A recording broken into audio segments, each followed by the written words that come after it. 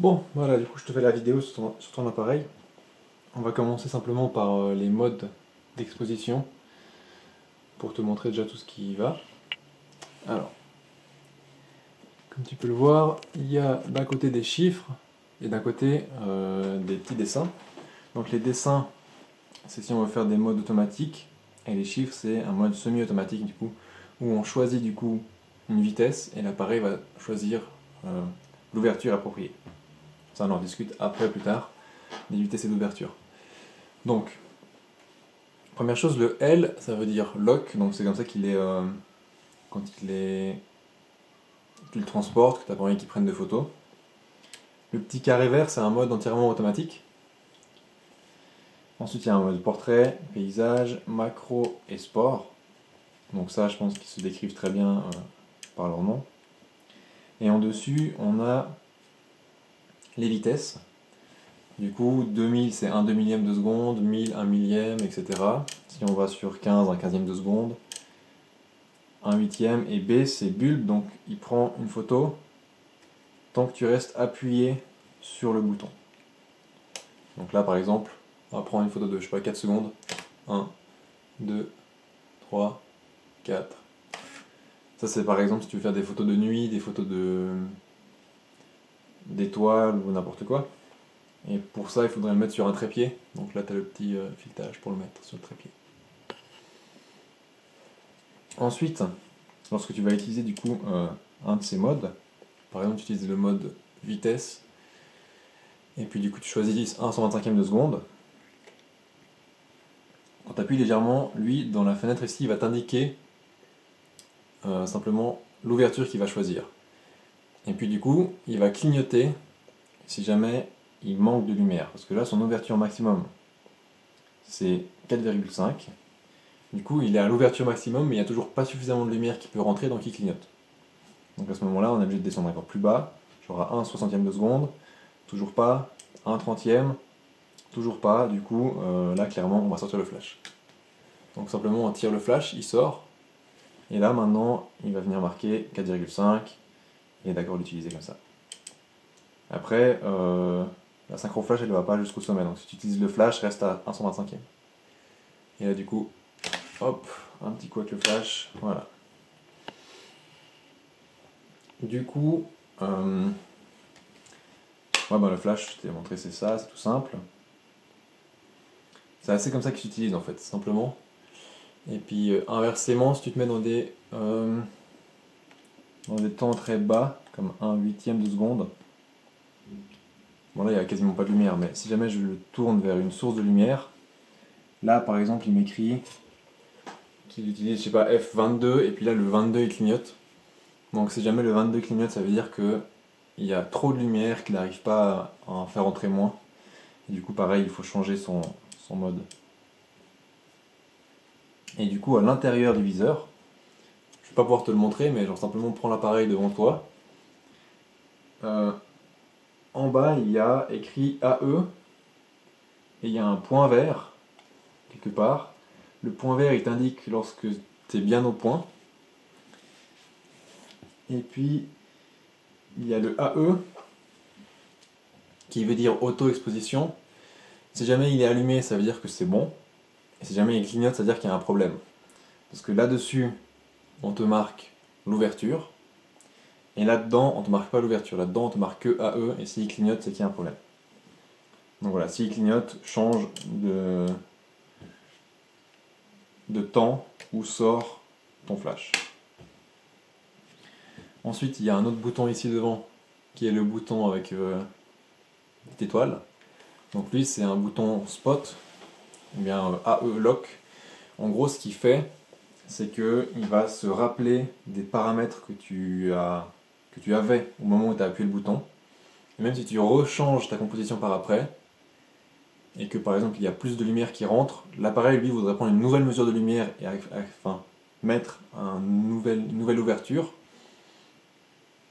mais ça l'en empêche. C'est typiquement si tu vas utiliser par exemple, enfin si tu vas faire une photo d'un contre-jour et tu aimerais que la personne qui soit au milieu de l'image, enfin tu aimerais que la personne soit bien exposée, premièrement, tu te mets avec la personne au centre, tu appuies légèrement sur le bouton, tu appuies sur AE, sur la petite étoile, j'espère que c'est assez clair, hein.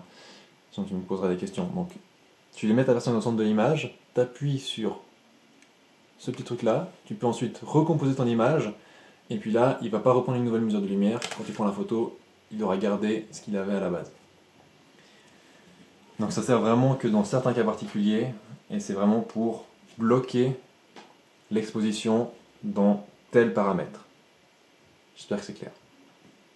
Sinon tu pourras toujours retourner voir, je mettrai en lien de la vidéo juste en dessous le PDF du manuel d'utilisation et du coup tu peux aller aussi relire, peut-être qu'en lisant ça va être aussi plus compréhensible. Après il y a encore un deuxième petit bouton qui est là, c'est si jamais à la fin il se rembobine pas tout seul, ta pellicule quand tu as pris tes 24 ou 36 expositions selon la pellicule que tu as mis dedans, tu vas mettre ici sur ce petit symbole de rembobinage de film et appuyer en même temps sur le bouton et du coup il va se rembobiner. Ensuite il y a un autre truc juste devant sur l'objectif ici, c'est autofocus ou manuel focus. Donc autofocus c'est en appuyant qui va faire la mise au point, en appuyant légèrement sur le bouton, et manuel c'est en tournant la bague ici. C'est tout simple. Et puis là devant tu as une lampe qui t'aide en fait, la lampe elle va illuminer si jamais il y a un manque de lumière pour faire le focus dans l'obscurité. Voilà, et avec ça, tu as tous les boutons qui sont montrés. Maintenant juste le compartiment à piles. On peut juste ouvrir tout simple. Je les ai achetées, elles sont toutes neuves. Elles coûtent assez cher, mais là tu en as pour un bon petit moment. Ça s'appelle des CR123A. C'est marqué dessus de toute façon. Donc c'est des piles que j'ai trouvées sur Digitech. Tu les trouves en général pas dans le commerce normal. Donc en ligne, mais là tu en as normalement, selon l'utilisation du flash et de la lampe, peut-être un peu moins, mais une vingtaine de pellicules on dirait, au moins je pense. Et puis, si tu veux une fois changer, que tu achètes un nouvel objectif, c'est en appuyant sur le bout là et en tournant. T'enlèves, tu remets, c'est tout simple. Ok. Du coup maintenant, comment mettre une pellicule? Une fois que tu te seras amusé un petit peu avec l'appareil. Donc les pellicules que tu vas mettre dedans, ça va être du noir et blanc ou de la couleur, hein, tu peux mettre les deux, c'est un peu égal. Et puis, du coup, pour ouvrir, il faut monter ces petits trucs là avec ton doigt. Là, la porte s'ouvre, hop.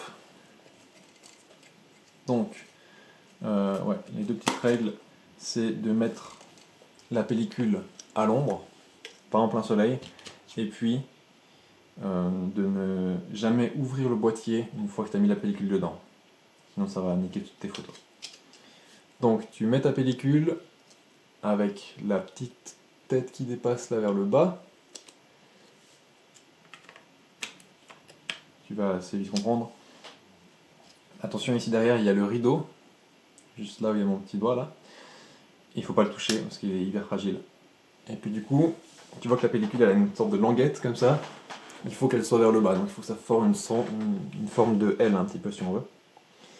Et puis ensuite tu peux tirer cette pellicule et l'amener jusqu'à la marque orange là-bas derrière. Un poil plus loin, voilà. Bien à plat. Il faut que cette partie-là elle soit pas comme ça bien entendu, même si ça va jusqu'au fond. Il faut amener la pellicule à plat. Tu peux ravaler un petit peu la pellicule si jamais il y en a trop, toujours enfoncer dedans. Et ensuite simplement tu peux fermer ici et appuyer dessus. Moi je vais pas le faire parce que sinon on va se mettre dedans. Et du coup elle va s'enrouler et puis après ça va venir marquer ici dedans, ça va venir marquer un petit chiffre 1 dans la fenêtre. Et puis hop, voilà, je remets sur L parce que j'ai pas envie, c'est pour l'éteindre, donc les batteries aussi, hein, si tu veux les économiser, il faut éteindre l'appareil bien entendu. Et puis avec ça, voilà, tu pourras faire toutes les photos que tu veux. Et puis maintenant on va en venir à un petit peu plus de théorie sur la photo. Donc, on va parler du triangle d'exposition. Du coup, en photographie, il y a 3 paramètres. C'est numéro 1, les ISO. En 2, la vitesse. Et en 3, l'ouverture.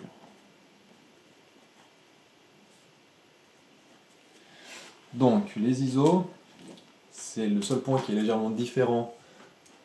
Oula, un peu trop lumineux quand même ça. Attends une seconde. Ça va être plus lisible comme ça. Hein. Donc, petite mise au point rapide aussi. Hop, voilà. Donc, les 2 paramètres qui sont là, ça va être exactement les mêmes qu'en photographie numérique. Et le point qui change, c'est les ISO. Donc les ISO, c'est la sensibilité du film. En gros, là on a un film qui est 200 ISO. Donc en général, c'est compris entre 100, 200, 400, 800. Après ça va jusqu'à 3200 ou 6400 même, mais c'est un peu des cas extrêmes. La plupart ils vont se situer dans la zone ici. Tu auras des films qui vont aller aussi un peu en dessous. Mais c'est pas non plus le cas le plus courant. Est-ce que tu vois bien? Ouais, ok, c'est bon. Donc, 100 ISO, ça va être une pellicule qui est très peu sensible. Donc en général, tu auras un grain qui sera plus fin. Mais tu auras aussi besoin de plus de lumière pour prendre des photos correctement. Du coup, ça va déterminer, comme je dis, le grain. Et puis, ou dans quelles conditions tu peux faire tes photos. Donc par exemple, à 100 ISO, ça va être plutôt en pleine journée. 3200, tu peux faire du sport. Ou justement, tu pourras avoir des vitesses très rapides. Après voilà, il ne faut pas non plus aller trop dans les grands ISO, parce que toi tu peux seulement aller à 1 demi-millième de seconde. Donc moi je te conseille d'aller jusqu'à 800 peut-être. Après d'aller un peu plus si tu peux, il faut toujours essayer. Mais par exemple avec une pellicule à 3200 ISO, peut-être qu'il y aura des moments dans la journée où il y aura tellement de lumière que tu pourras pas vraiment faire de photos. 400 ISO, tu vas pouvoir un peu faire tout, donc c'est ce qui va être plutôt polyvalent. Autant en pleine journée qu'en intérieur, en plus si tu as le flash, c'est pas un souci. Et après voilà, je te conseille moi de rester dans les 200, 400 ou aller jusqu'à peut-être 100, 800. Mais après surtout pour choisir les pellicules, c'est regarder en fait la tête qu'elles ont. Donc tu peux aller sur le site par exemple Lomographie, tu tapes le nom des pellicules et Lomographie et puis tu vois voilà à quoi ça correspond et puis choisir la pellicule et puis après voilà, elles sont d'un temps d'ISO, si elles sont basses ou hautes, tu pourras faire plus ou moins de choses. Et moi je te conseille de vraiment regarder selon le look plutôt. Et du coup, ce paramètre-là des ISO, une fois qu'il a été choisi par la pellicule, tu peux plus le changer. En numérique, tu peux toujours changer les ISO quand tu manques de lumière, tu peux en rajouter. Mais là, voilà, tu peux pas. Donc là, les ISO, c'est fait. Et du coup, maintenant, les seules choses qui vont influencer notre photo, ça va être l'ouverture et la vitesse. Donc l'ouverture, c'est une seconde que je sorte l'objectif pour montrer. En gros, à l'intérieur d'un objectif, tu as un diaphragme qui peut se fermer ou s'ouvrir. Dur de montrer, ça sont les reflets, voilà. Et du coup, c'est ça que tu vas influencer en jouant avec l'ouverture. Et du coup, on parle de chiffres comme 4, 5, 5, 6, 8, etc. 4,5, 8, 11, 16, 22. Je vais zoomer un petit peu. Hop. Et du coup, ça va influencer la profondeur de champ. Et donc, le flou d'arrière-plan, en fait, si tu veux. C'est-à-dire que si tu es à 4,5, c'est le moment où tu es grand ouvert, tu vois.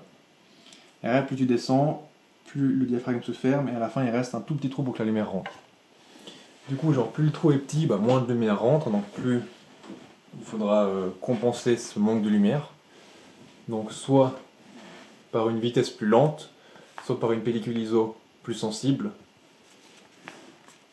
Mais c'est pas vraiment ça la question maintenant. Surtout, c'est la profondeur de champ. Donc, pour expliquer ça, je vais te faire un petit dessin. Donc il y a toi ici, le petit photographe, qui prend une photo. Au fond, tu as des montagnes. Voilà, c'est plus ou moins des montagnes, hein. Hop. Un arbre ici, et puis là, il y a ton pote qui pose pour la photo. Donc, le truc qui va se passer, c'est que si tu te mets à 4,5, la profondeur de champ sera très faible. Donc, on va montrer ça avec un petit trait rouge. Donc ça, c'est ta profondeur de champ. Donc ça, c'est à f 4,5. Du coup, ça veut dire que à ce moment-là, tout ce qui sera derrière ton pote sera totalement flou. Ce sera d'autant plus flou que ta montagne sera loin, et aussi d'autant plus flou que tu zoomes plus. Donc si tu zoomes à fond, tu vas avoir plus de flou. Donc, si tu veux maximiser le flou, il y a deux choses. Une ouverture avec un petit chiffre, donc une grande ouverture, et ici avoir plus de distance. Et du coup, pour toi, ça se passe là-dessus. C'est-à-dire que tu vas choisir par exemple une vitesse qui est assez lente pour que tu te retrouves avec ben voilà, 5-6 par exemple. Donc toi, il faut que tu joues avec la vitesse pour te retrouver avec l'ouverture que tu veux. Parce que normalement, c'est un appareil à priorité vitesse, donc tu choisis plutôt la vitesse normalement. Et c'est l'appareil qui choisit l'ouverture. Mais tu peux quand même essayer de jouer avec la vitesse pour te retrouver avec l'ouverture que tu as envie, tu vois. C'est toujours un couple, vitesse-ouverture. Et donc là, par exemple, si tu ferais le focus sur l'arbre, ben, devant il serait flou, derrière ça serait flou aussi. Alors que maintenant, si tu te mets à f22, donc là tu as fait la mise au point ici au centre, tu vois. Et maintenant, si tu te mets à f22 et que tu fais la mise au point sur l'arbre, comme la profondeur de champ sera plus grande, ça va peut-être être comme ça, tu vois.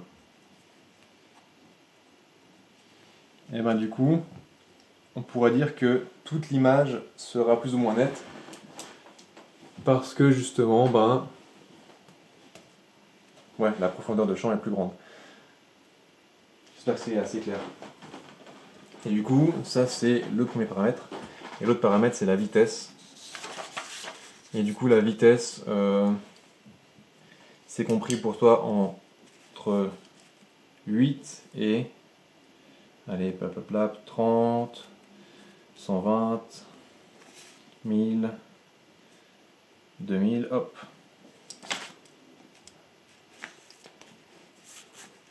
Est-ce que j'arrive à être tout dans le champ? Parfait.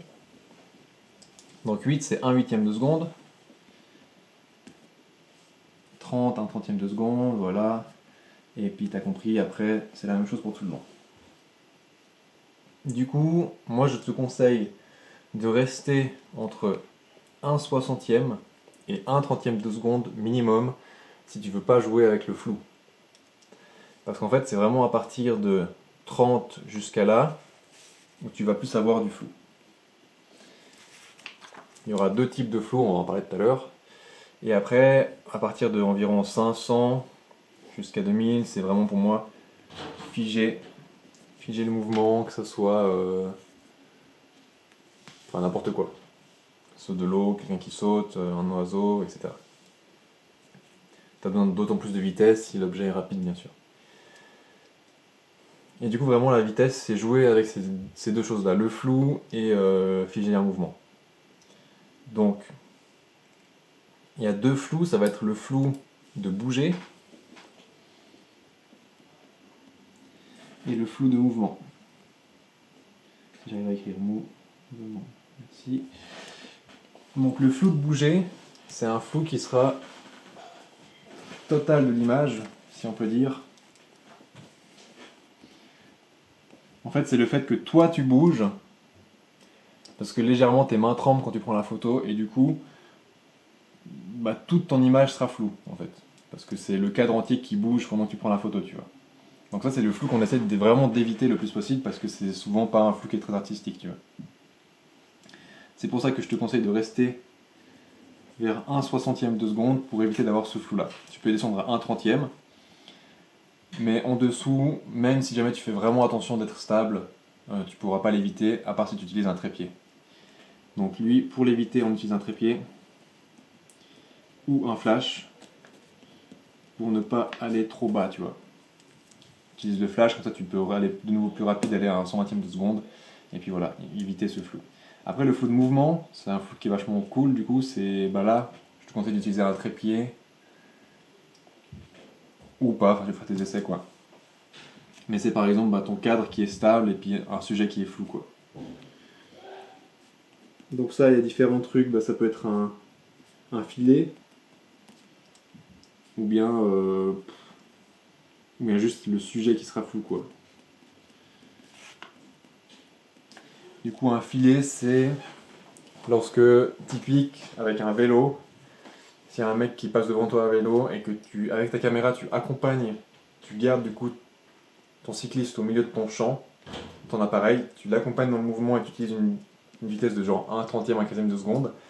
Lui, comme il reste au centre de l'image, vu que tu l'accompagnes, il va rester plus ou moins net, alors que le flou, il va s'étirer et donner cet effet de filet, qui donne un peu une impression de vitesse en fait.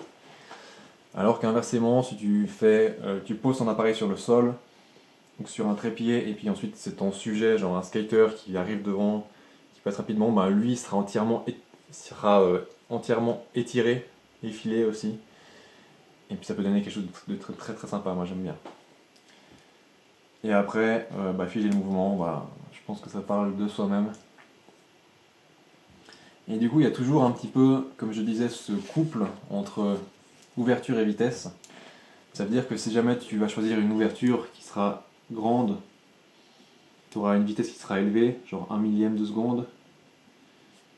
C'est vraiment des exemples. Et puis après, si tu choisis 22, là, en pleine journée, tu vas peut-être arriver à 1/30e de seconde. Du coup, il faudra essayer de faire attention parce que un paramètre influence l'autre, obligatoirement. Donc toi, c'est plutôt l'inverse. Toi, tu choisis d'abord les vitesses et après l'appareil te dit quelle ouverture il va choisir en conséquence. Et voilà, c'est toujours quelque chose de complémentaire. Il y a plein de vidéos sur internet qui expliquent ça, que si jamais c'est pas suffisamment clair et que tu as besoin de plus d'explications. On appelle ça le triangle d'exposition, et comme je te dis, c'est exactement pareil pour le numérique que pour l'argentique, la seule différence étant les ISO. Et du coup, ça, je te conseille de toujours te rappeler que c'est que la pellicule. Et du coup, si tu as d'autres questions, n'hésite pas non plus à écrire un commentaire ou à m'envoyer directement des messages sur Insta. Et puis, pareil, si tu as des problèmes avec l'appareil, c'est la même chose. En lien dans la vidéo, le PDF du manuel d'utilisation. Si tu as des questions, tu peux aussi trouver des réponses des fois là-bas. Et puis, j'espère que tu auras beaucoup de fun avec ton appareil photo. Ciao, ciao!